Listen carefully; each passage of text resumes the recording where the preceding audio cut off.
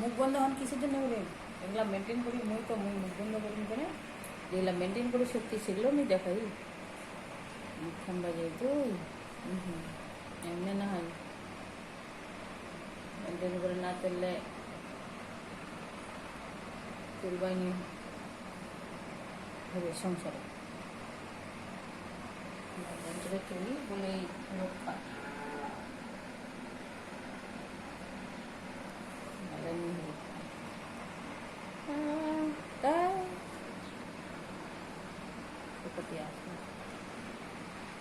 যেটা কাজ করছে ওটাতে আরো বেশি অসুবিধা হচ্ছে,